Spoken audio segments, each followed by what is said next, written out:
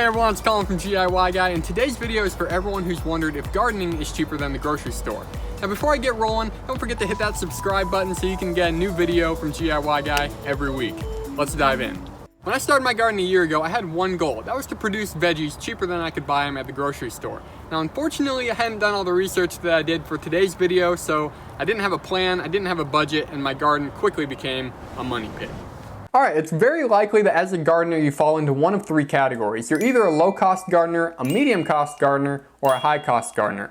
Now for each of these cases, I'm going to walk you through kind of an estimated budget as well as how many years it'll take to break even on your produce. And when I say break even, I mean you're saving as much at the store as you're spending on the garden. So before we get too far along, let's lay down some assumptions so we're all on the same page. Now number one, we're going to start with nothing just like I did a year ago. I had no tools, no compost, and no garden bed. We're going to buy everything brand new and start from scratch. Our garden bed is going to be 4 feet wide by 8 feet long, and it'll be 2 feet high when we get a raised bed. And then we're going to plant the 10 most popular garden veggies and the 5 most popular herbs. And number 5 is a little bit different. I called it the yield factor, and it basically means that the low cost garden is going to produce 80% of the expected yield. A medium cost garden will produce 90% of the expected yield, and the high cost garden will produce the full 100% of the expected yield. The next one is that we don't harvest seeds till year 3. We're going to purchase new ones every year, mostly because we can't remember where we put them from year to year. 7 is that we're not going to fertilize with compost until year 4. We probably haven't established a large compost pile in the first year or two anyways. Finally, we're going to use 20 gallons of water per week and only apply mulch in the first 2 years.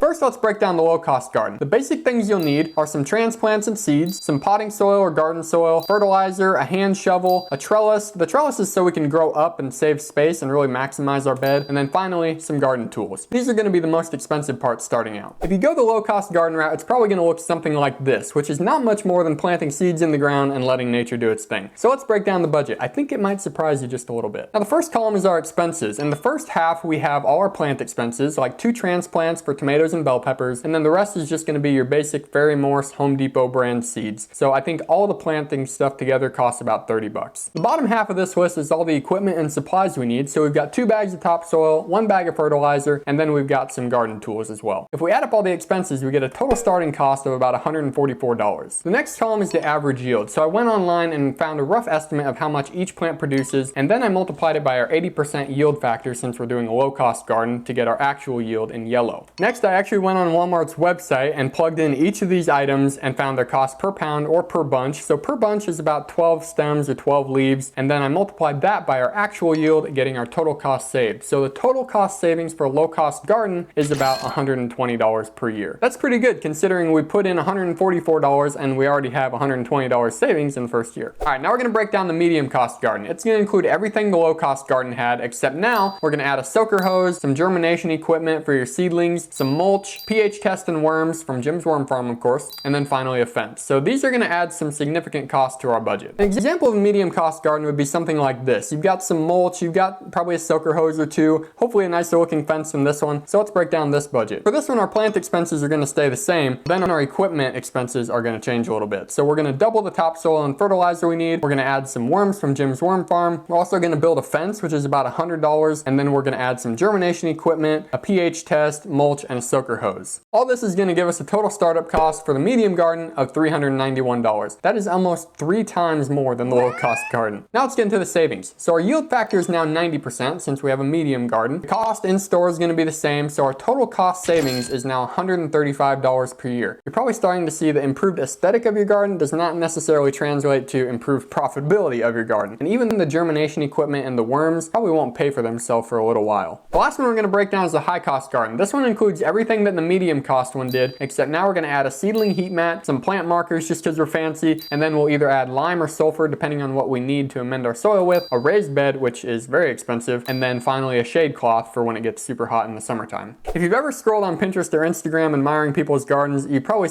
something like this before. This is a beautiful raised bed. I wish I had one myself, but it is expensive. So let's break down the budget. Now this high cost garden does not come cheap. Even though our plants stay the same, our expenses have skyrocketed. So our raised bed just in lumber and screws is $140. And then we have to add $50 worth of topsoil because we're gonna fill that top 6 inches with good dirt. The bottom 1.5 feet is just gonna be fill dirt and organic material. Then we also add the seedling heat mat, the soil amender, the plant markers, and the shade cloth. So all that adds up to a grand total of $626. That is almost double what the medium cost garden was. At this point, we're just increasing exponentially. You're probably thinking that since we spent this much money on a raised bed, $630 should have gotten us at least some production increase, right?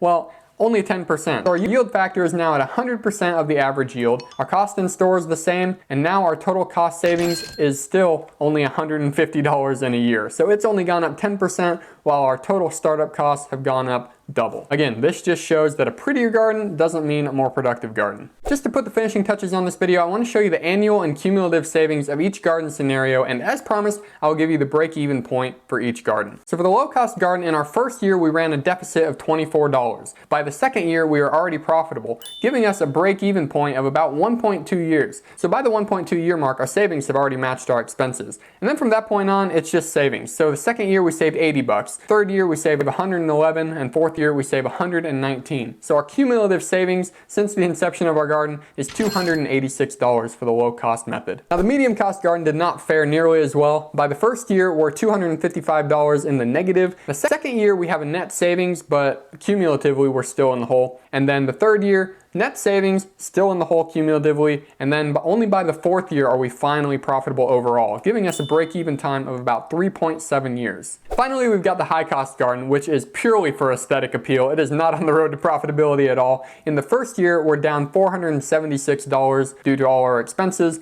And the second year, we have a net savings, but cumulatively, we're still in the hole. And then same for the third, fourth, and fifth year. And it's not till year 5.2 where we finally break even on our costs. So you have to be gardening with this for 5.2 years and not spend another dime for it to break even. In this final slide, I wanted to summarize the cost and savings of each garden scenario on the same graph, just so you can get a good side-by-side comparison. So our low-cost garden is gonna save us $120 annually. It's gonna have startup costs of $144, and then by the end of 4 years, we will have saved $287. Compare that with the medium and high-cost gardens.